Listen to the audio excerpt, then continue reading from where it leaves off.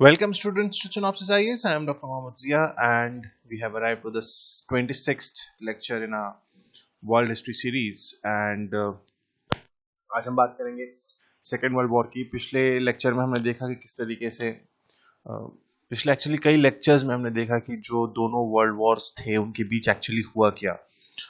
Japanese imperialism की हमने बात की, हमने फैसिज्म की बात की, रशियन रेवोल्यूशन की बात की, स्टालिन की बात की और एट द एंड हमने बात की हिटलर की और नाजिज्म की। और ये जो सारी चीजें थी ये सब मिलके कन्वर्ट हुई सेकेंड वर्ल्ड वॉर में। और काफी कुछ सिर्फ यही रीजन नहीं था, there were certain other reasons also about the second world war that led to the start of the second world war. And here we what we are going to study in this video, basically I'm not going into the events of the second world war because this is not history optional class. वहाँ हाँ शायद वहाँ मतलब जब history optional पढ़ते हैं तो उसकी जरूरत होती है, लेकिन जीएस के लिए हम पढ़ रहे हैं, मेंस के लिए हम पढ़ रहे हैं, तो यहाँ पे जो फोकस ऑफ क्वेश्चन होता है वो कॉजेज एंड कॉन्सिक्वेंसेस पे ज्यादा होता है. In this again, we'll follow the same pattern what we followed in studying World War One. In general, we'll just study the causes and the consequences. We are not going into the chain of events that happened in the course of Second World War. So before we begin, this is about me, the educational qualifications and the work experience. Let us begin with the causes of the Second World War. देखो, कोई भी revolution पढ़ो, war पढ़ो, battle पढ़ो, उसका एक backdrop जरूर होता है, उसका एक बैकग्राउंड जरूर होता है, उसको जरूर पढ़िएगा. किसी भी बैटल में, चाहे आप मॉडर्न इंडियन हिस्ट्री की बात करें, आप वर्ल्ड हिस्ट्री की बात करें, कहीं पर भी आप देखोगे तो हर बैटल का कोई ना कोई कॉज जरूर होता है, तो उस कॉज को हमेशा समझना जरूरी है. So the first thing first was again ये ट्रीटी ऑफ वर्साई. इसलिए मैंने कहा ना, हमेशा से ये बहुत ही एक इम्पॉर्टेंट एलिमेंट रहा है ट्रीटी ऑफ वर्साई जो है. And this treaty of Versailles was one of the major reason and इसको जिसलिए मतलब जिस वजह से कहा गया था कि ट्रीटी ऑफ वर्साई जो है हम बना रहे हैं, या ट्रीटी ऑफ वर्साई जिन जिन ग्राउंड्स पे डिजाइन की गई थी, it instead of solving problems it actually created way more problems. Well, it was more on revenge in nature. Germany was asked to give away the territories and the colonies. They have to pay heavy war compensations. They have to reduce military. They have to reduce their naval power. Ultimately, the overall outcome of the this Treaty of Versailles was that it was more humiliating in nature rather than solving it. और इन सब में क्या था, Germany was looking for an opportunity to get rid of this treaty. Germany सिर्फ मौका ढूंढ रहा था कि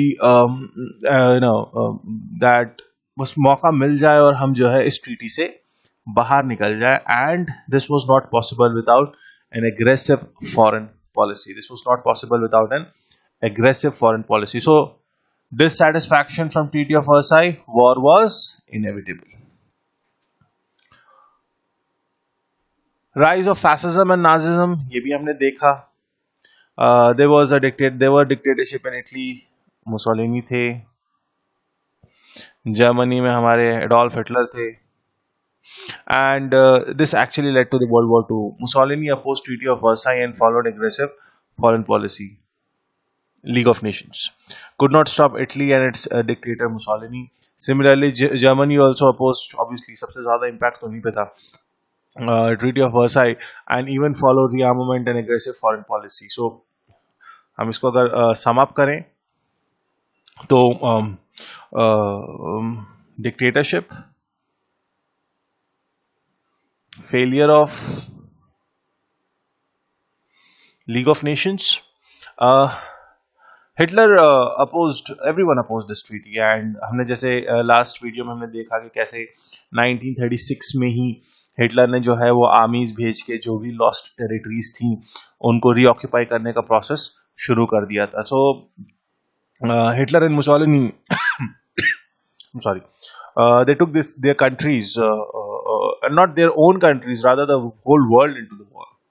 this is what it is said. Now the policy of appeasement. Now ये बड़ा एक मजे का खेल चल रहा था यहाँ पे. मतलब जो भी हॉस्टाइल डिमांड्स थी, यहाँ अपीजमेंट का मतलब क्या है? अपीजमेंट का मतलब है कि जो भी हॉस्टाइल डिमांड्स हैं, जो भी नाजायज डिमांड है, उसको सिर्फ मान लेना. क्यों? क्योंकि आपको उस वक्त की एक कहना चाहिए कि एक छोटी प्रॉब्लम सॉल्व करनी है for the time being. What happened here कि फ्रांस और Germany, no doubt they were powerful colonial powers थे, अच्छी मिलिट्री पावर्स थी, अच्छी नेवी थी, and they had this belief, France and England, I'm sorry, कि Germany and Italy had the reason to fight. उनको पता था कि ये रीआर्मामेंट कर रहे हैं, ये अपनी आर्मी रिबिल्ड कर रहे हैं, ये वॉर में जाने की तैयारी कर रहे हैं, लेकिन बावजूद इसके इन्होंने कभी भी उनको रोकने की कोशिश नहीं की in those inter war years. The reason being, क्योंकि ये जो फ्रांस और इंग्लैंड थे, ये ब्रॉडली कैपिटलिस्ट कंट्रीज थे, और इनको ये लग रहा था कि ये रशियन कम्युनिज्म जो है, ये ऐसा ना हो कि ये इंग्लैंड और फ्रांस को हिट करे और हमारी जो इकोनॉमी है, जो बेसिकली कैपिटलिज्म पे बिल्डअप है, वो खत्म हो जाए. तो उनको, और इन द मीनवाइल आप देखोगे कि जो हिटलर की आइडियोलॉजी थी या जो फैसिज्म था, दोनों जो है वो अगेंस्ट थे इस नाजिज्म, इस कम्युनिस्ट आइडियोलॉजी की. तो उनको लगा, इंग्लैंड और फ्रांस को, कि ये जो जर्मनी है और इटली है, they will act as a buffer. क्योंकि ये खुद जब कम्युनिस्ट को लाइक नहीं करते हैं, तो they will, if you will see, if you remember map of Europe, something like this, if I am not, this is your Italy वाला पार्ट, फ्रांस है, और कुछ इस तरीके से, एक्चुअली इस तरीके से, what ever, something like this. Here it is England. So this is your England, this is your France, this is your Portugal, Spain, this is France. यहाँ पे कहीं रशिया है, let's say, और ये जब जर्मन एम्पायर और Italy की अगर हम बात करें, तो ये यहाँ से यहाँ आने के बीच में जो है एक बफर जोन क्रिएट कर रहा था. किसकी? ये अगर आप देखोगे तो ये कम्युनिस्ट ब्लॉक था, ये जो था ये कैपिटलिस्ट ब्लॉक था, और ये इन बिटवीन वो आइडियोलॉजी थी जो कम्युनिज्म को हेट करती थी. तो उनको लगा यार ये ठीक है. तो जब जर्मनी अपनी टेरिटरी वापस ले रहा था, जर्मनी जो है वो हॉस्टाइल सिचुएशन क्रिएट कर रहा था, हॉस्टाइल डिमांड्स थी उनकी, इन लोगों ने बोला ठीक है, England and force, they will, they knew कि ये गलत है, और उनको दो डर थे. एक तो ये बफर जोन जो है ये खत्म ना हो जाए बिटवीन कम्युनिज्म एंड कैपिटलिज्म, और दूसरा ये दैट दिस पॉइंट उनको ये लगा कि अगर हमने इनका अपोज किया और पावर के चक्कर में जो है ये रशिया के साथ जा मिले, तो ये कम्युनिज्म तो आधे यूरोप को ले लेगा और हमारा जो कैपिटलिज्म है वो खत्म हो जाएगा. तो this policy of appeasement was another major reason. अब हम यूरोप से हटते हैं क्योंकि हम वर्ल्ड वॉर की बात कर रहे हैं, और world war, when we are talking about world war, we have to consider everything. So I have told you about Japanese imperialism. So, number one, Japanese ambition actually rose after World War I, and we have talked about Manchuria. League of Nations ने oppose किया था कि Japan should not attack Manchuria, but in spite of that, they, Japanese attacked Manchuria, and in 1931, Japan invaded China. China seek help from League of Nations, but France and England did not pay any attention to it. And well, ठीक है, छोटा सा वो चल रहा है उधर, चलने दो. In the meanwhile, अब देखो, यूरोप के अंदर एक capitalist power, let's say France and England, dictators Mussolini, Hitler, communist Russia. इधर आप एशिया की बात करोगे तो सबसे बड़ा इंपीरियलिस्ट पावर जापान ही था और कोई था ही नहीं वहां पे. सो पहले जो था वो बर्लिन एंड रोम एक्सिस बना था, लेकिन बाद में जापान ने इस बर्लिन एंड रोम एक्सिस को ज्वाइन किया, and finally it came to be known as the Berlin Rome Tokyo axis. And later on Japan, like Germany, it also left this League of Nations and started acquiring British and American properties in China. ये हमने Japanese imperialism में देखा. यहां पर भी इन लोगों ने, दोनों ने यही किया. ये एक्चुअली गलती हिटलर और मुसोलिनी से बड़ी गलती इनकी थी. चोर की गलती चोरी है, मानते हैं, लेकिन जो चौकीदार बैठा हुआ है ना, अगर वो चोरी करने दे रहा है तो जितनी गलती चोर की है उतनी गलती चौकीदार की भी है। ये तो यहाँ बड़े बने बैठे थे ना, the big force, they were like the imperial power, they were like the colonial power, big navy, big army, and just for the fact कि कहीं उनकी इस colonial power को जो है वो रशियन कम्युनिज्म हिट ना कर दे। चाइना में भी हम देखेंगे, आने वाले लेक्चर्स में हम चाइनीज कम्युनिज्म की भी बात करेंगे। तो इनको लगा, बोले यार ठीक है, करने दो जो कर रहे हैं। बेसिकली वर्ल्ड वॉर वन का बड़ा रीजन अगर आप देखोगे ना, if you will go with a very broader aspect, वो जर्मनी, इटली या जापान के एक्शन से ज्यादा इंग्लैंड और फ्रांस जैसी पावर्स का एक्शन नहीं लेना था।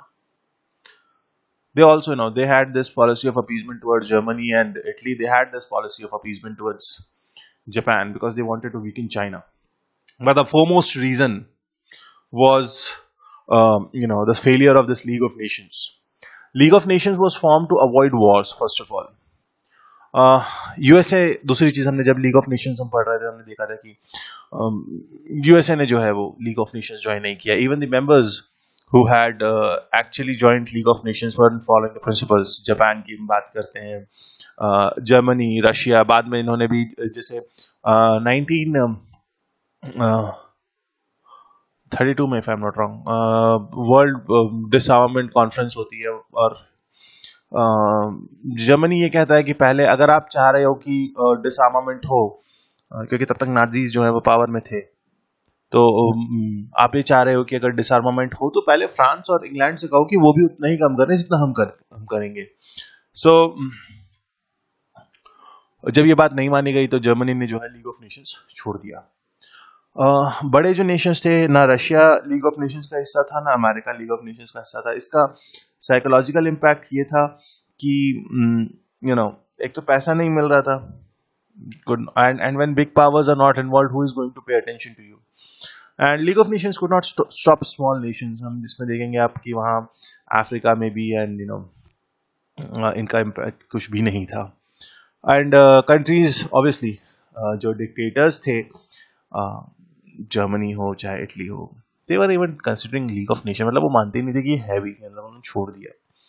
एंड जो बेसिक पर्पस था लीग ऑफ नेशंस का कि किसी तरीके का मिलिट्री अलायंस ना हो, किसी तरीके के वॉर ना हो, अवॉइड वॉर्स, इन सारी चीजों में एक्चुअली होने ये लगा कि जो मेंबर्स थे, एंड कहा यह जाता है कि league of Nations was more of a French British affair, तो वो भी मिलिट्री ब्लॉक बनाने लगे, वो भी मिलिट्री अलायंस करने लगे। So ultimately what happened that this League of Nations failed.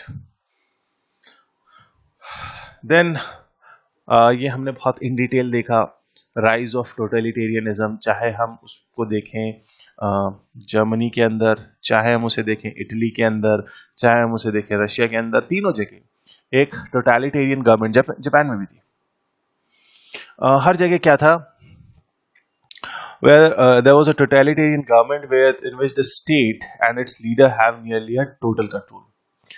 Individual rights were not viewed as important as the need of nation. तो जब totalitarian का मतलब है कि जो कुछ है वो, मतलब वो लीडर के पास है, इंडिविजुअल राइट्स की कोई वैल्यू नहीं है, like right to vote, right to speech, ऐसा कुछ नहीं होगा। In general that was a police state, government control the economy. So इस तरीके के कुछ कैरेक्टरिस्टिक्स होते हैं टोटलिटेरियन गवर्नमेंट के। तो चाहे वो स्टालिन हो, I think it's the next one, yes, चाहे वो एडोल्फ हिटलर हो, चाहे वो टोजो हो, हिडेकी टोजो इन जापान, चाहे वो मुसोलिनी हो, चाहे वो जोसेफ स्टालिन हो, ये सब क्या थे, ये टोटलिटेरियन स्टेट को बना रहे थे, टोटलिटेरियन गवर्नमेंट्स बना रहे थे।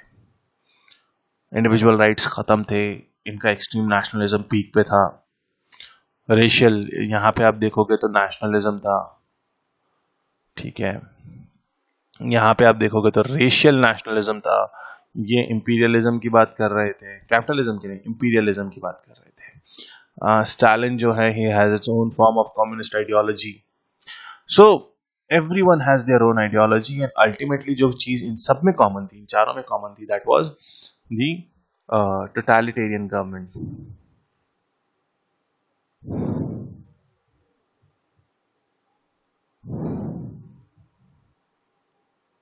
And this were the four important people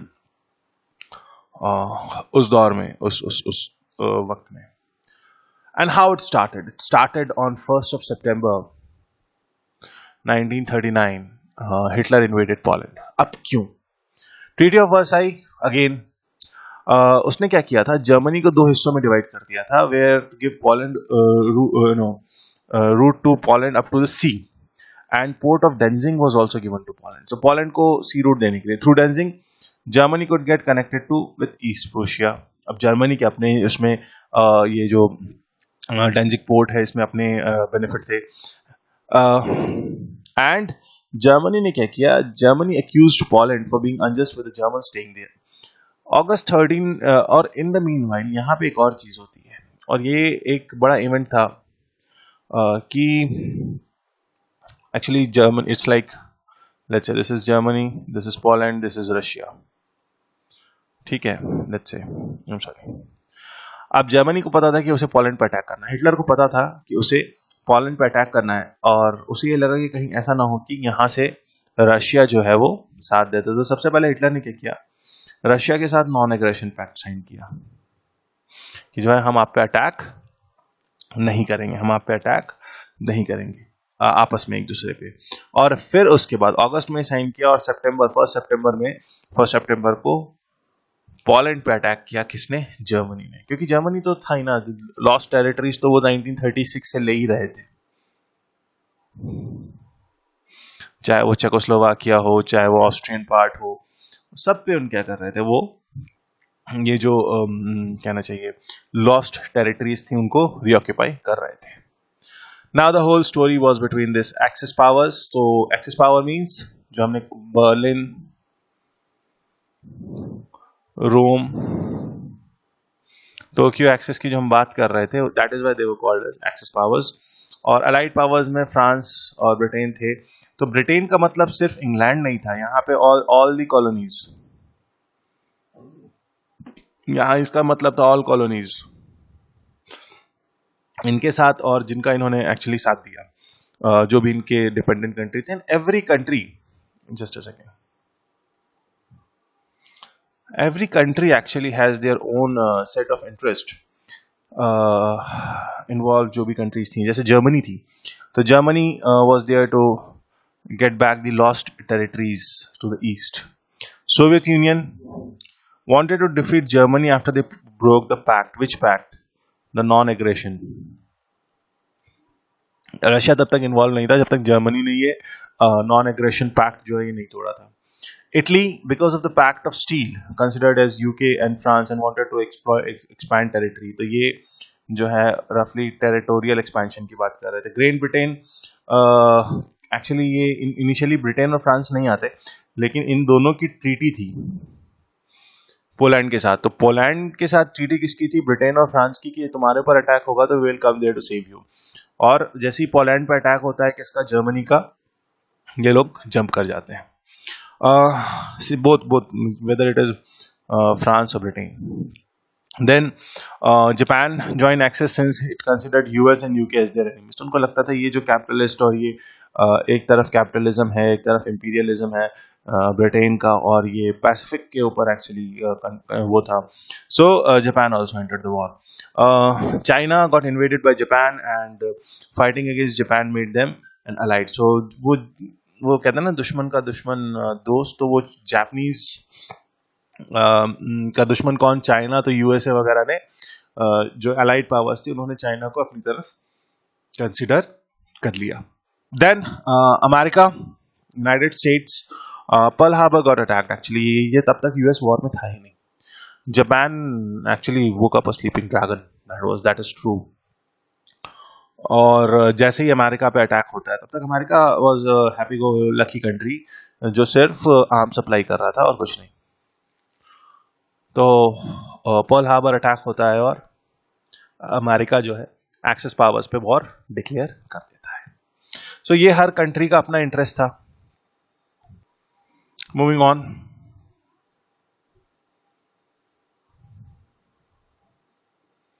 yes, ये कंडीशन थी उस वक्त वर्ल्ड वॉर 2 में. वर्ल्ड वॉर टू में ये जो ग्रीनिश पोर्शन है ना, ये आप समझो ये अलाइड पावर्स हैं, और ये रेडिश पार्ट जो है ये एक्सेस एक्सपेंशन है, मतलब ये मैक्सिमम था। ये एक छोटा सा जो मुल्क दिख रहा है ना यहाँ पे, स्विट्जरलैंड, ये वाला, ये भाई साहब हमेशा से न्यूट्रल रहे, और इसीलिए आप देखोगे कि वर्ल्ड के जितने इम्पोर्टेंट ऑर्गेनाइजेशंस हैं वो सब ज्यूरिक और स्विट्जरलैंड में और यही हैं. So this was the condition of the world. So this red one is the uh, maximum. Actually, this map shows the position in September 1942, but this was like Axis powers. और ये greenish portion जो है ये it's like the not exactly the allied powers, but yes, you can see the expansion. Switzerland neutral था, Switzerland किसी तरफ नहीं था. Now entry of USA into the war. अब ये यूरोप में चल रहा था. क्या हुआ, जर्मनी ने जो है वो पोलैंड पर अटैक किया. पोलैंड जो है it was in treaty with UK and France, they will help. जैसे ही आते हैं जो है majority of the country involve हो जाती है. अभी तक रशिया इन्वॉल्व नहीं होता है, ठीक है. Now USA was strictly neutral during the war. USA को पता था कि हमारा काम सिर्फ हथियार बेचना है, हम पैसे कमाएंगे ढेर सारा, और हम फिर यूरोप को कर्जे में डालेंगे और हम will enjoy a piece of cake. लेकिन लेटर जो इन्होंने किया कि ये ब्रिटेन और चाइना की हेल्प करने लगे in order to keep itself safe. Japan को ये पता था कि USA had US Pacific fleet based at Pearl Harbor in Hawaii. I think movie भी देखी होगी. और उनको ये लगा कि ठीक है, ये इससे पहले ये ड्रैगन उठ के हमें खाए, हम इनकी पैसिफिक फ्लीट को तबाह कर देते हैं. क्योंकि जापान को क्या चाहिए था उस वक्त, जापान को चाहिए था dominance over Pacific. So on December 7, 1941, Japan launched a secret aerial attack at Pearl Harbor. 4,000 लोग मर गए थे. Battleships were sunk.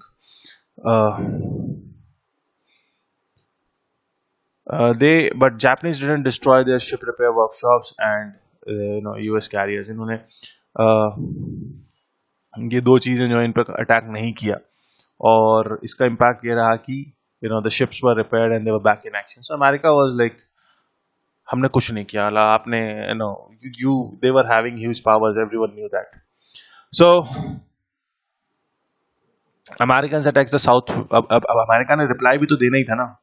So they attacked the southwest Pacific islands controlled by Japan, और US destroyed fleet of Japan, and लेकिन बावजूद इसके Japan still had a strong control over China.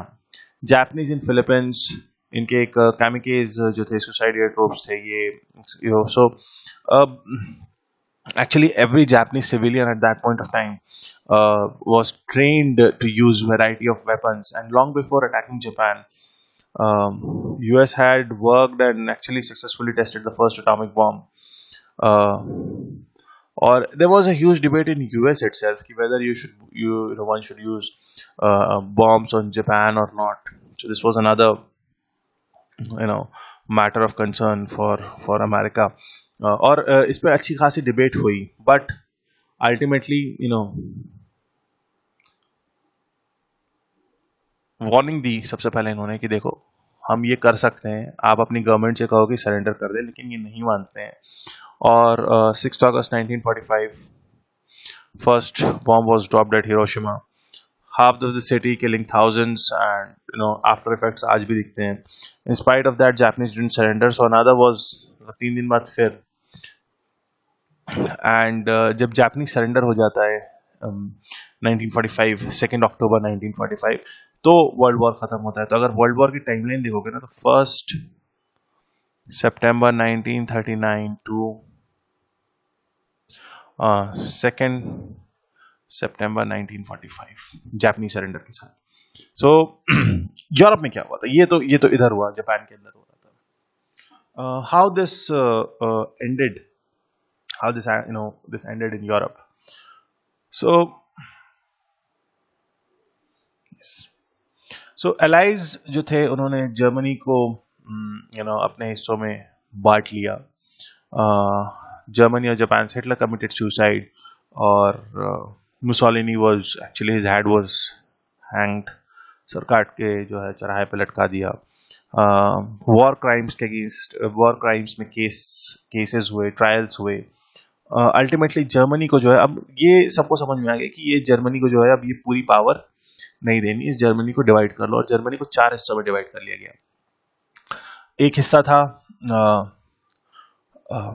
मतलब like one was with France, one was with UK, one was with USA and one was with Russia. Berlin शहर को 2 हिस्सों में divide कर दिया गया, ईस्ट एंड वेस्ट। और east और west means one was controlled by Russia, the communist ideology. Another was controlled by the capitalist blocs. और the wall of Berlin बना दी गई दोनों हिस्सों के बीच, and there was like huge changes थे, वो हम आगे देखेंगे। Another reason how this was there in Europe was the Holocaust. What was Holocaust? Again, जैसे हमने देखा था लास्ट लेक्चर में कि किस तरीके से हिटलर ने ना ज्यूज के अगेंस्ट, यहूदियों के अगेंस्ट जो है एक पूरा प्रोपेगेंडा चलाया, कैसे उनको सेकंड ग्रेड का सिटीजन, लेकिन अभी उनका दिल नहीं माना, तो there was a Nazi plan to kill the Jews. Why? Because Hitler provided it as a solution to the Germans' problem, and it is said 6 million Jews were murdered in camps in Europe. 6 million, 60 lakh यहूदियों का कत्ल हुआ, 50 लाख दूसरे लोग उसने मारे, 5 million which were like the gypsies, the mentally ill, the homosexuals. तो ये सब नहीं, मतलब वो टॉलरेट ही नहीं थे कि जो भी जिस तरीके के मिक्स्ड रेस होगी या मेंटली इल होंगे, जो मेंटली जो डिफॉर्म्ड चाइल्ड होंगे। Homosexuality was a crime, and I can tell you one story about this, that there was a very famous mathematician of that time, British mathematician Alan Turing, और इन्होंने actually Germans उस वक्त बहुत ज़्यादा मतलब research और technology में आगे थे, and Germans actually created a machine which was known as the Enigma machine. और सारे जो भी कोड्स होते थे, मतलब ये it was a cipher text machine, encoded coding, मतलब बहुत ज़्यादा कॉम्प्लेक्स मशीन थी। और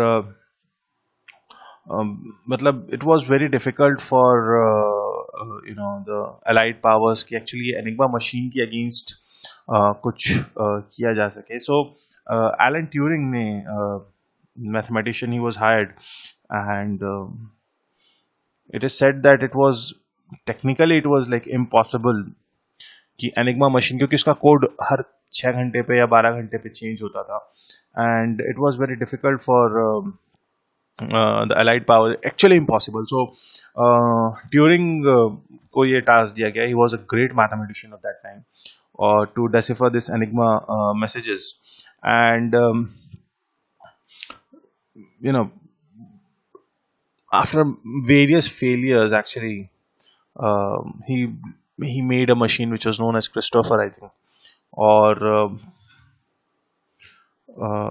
वो उसको एनक्रिप्ट करती थी, मतलब वो एनक्रिप्शन को जो है उस मशीन, मतलब जो मशीन एलन ट्यूरिंग ने बनाई, he had this thought that machine can think. This was Alan Turing's idea. Why I'm telling you कि जो एलन ट्यूरिंग ने डिकोडिंग मशीन बनाई थी, it was like the turning point in the World War II. तब तक Germany को कोई पकड़ भी नहीं पा रहा था, क्योंकि जर्मन एनिग्मा के कोड्स रोज चेंज होते थे, and it was very difficult. मतलब today I means x, so this was like they have this hole, and Alan Turing created a machine जो वो रोज जो कोड चेंज करते थे उसको इट वाज लाइक मतलब वो उसे डिकोड कर रहे थे। तो it was a great invention, और world War two actually Britain इसके बगैर जीत भी नहीं पाता, लेकिन it was found that Alan Turing himself was a homosexual, and homosexuality in England at that point was a crime, and he was executed for that. सो ये उस वक्त के एक just homosexuality, I recall I think there is a movie on this also. So ये उस वक्त का तो जो भी मतलब homosexuality was crime throughout world. Mentally ill जो थे, जो रिटार्टेड थे, इस तरीके के जो लोग थे, उनको सबको हिटलर ने मारा. And this was the status. अगर आप कैजुअलिटी की बात करोगे तो वर्ल्ड वॉर टू में सबसे ज्यादा casualty Soviet Union, followed by China, then Germany, Poland, East Indies, Indonesia, and this region, Japan, India. Indian soldiers were actually also made to fight the World War II, and so you can see this impact of what were the consequences. First of all, defeat of the Axis powers by 1942. ये जो कहना चाहिए हवाओं का रुख जो है वो एक्सेस पावर्स के अगेंस्ट बहना शुरू हो गया था. जर्मनी, इटली, जापान के against. Allied powers had recaptured many territories. Italy was defeated. Rhine was recaptured. Finally, Germany was defeated. 30th April 1945, Hitler committed suicide. Japan को जो है British liberated Myanmar, Philippines, Singapore and other countries. Japan, वही जो अभी हमने पढ़ा कि Japan was asked to surrender, उसने नहीं किया. Germany was divided, as I told you. Germany was divided into four zones, and each zone was under control of the Allied powers. So this FRG, that is Federal Republic of Germany, that was the West Germany, and East Germany was German Democratic Republic. Japan was weak till 1952. America controlled Japan, और Japan was forced to return all territories जो भी उन्होंने imperialism के नाम पे Asia के अंदर जितनी भी territories occupy की थी जापान को, वो सारी वापस करनी पड़ी. Most important, United Nations का formation हुआ, and you all know that. In 1945, League of Nations was like the wars and everything. League of Nations. Roosevelt, Churchill, and Stalin, in a meeting, decided to form United Nations, and they invited an all-nation at San Francisco to the Charter of UN. And October 24th, 1945, UNO was established. You all know this. But the major consequence of World War II was the Cold War, और यही actually हमारा next video का topic होगा. So during World War II, USSR and USA, they actually fought together, but towards the end of the war, the harmony between two, it was very much minimum. और दोनों के बीच political tensions, and it was created due to the difference in the ideology, because USA was primarily, देखो अब Europe का खेल खत्म हो गया, वर्ल्ड. एंड यहाँ पे एक्चुअली एक चीज और you should mention that the world became bipolar. On one side it had the capitalist USA, on other side you had the socialist or communist USSR. अभी इंडिया का रोल आएगा यहाँ पे जब हम नाम की बात करते हैं, लेकिन अभी नहीं, अभी हम यहीं पे रहते हैं. World became bipolar. एंड और इनका why this is called as cold war, क्योंकि मतलब दोनों के बीच, I tell you the story in the next video, कि दोनों के बीच जो है वो एक्चुअल वॉर कभी नहीं हुआ, एक आर्म्स रेस लगी रही. और उनको ये लगता था कि हम सामने वाले की कंट्री में अनरेस्ट क्रिएट करेंगे तो हमारी कंट्री स्ट्रांग होगी. And the world was actually divided into the democratic and the capitalist bloc, which was led by USA, and the communist bloc, which was led by USSR. So these were the the world became bipolar, and this is how the World War II ended. So this is it about World War II. I hope you liked it. Do give your valuable comments. Do like the video, and stay safe, stay healthy. I'll see you in the next lecture, where we'll be talking about the Cold War. So have a great time at home. Thank you so much.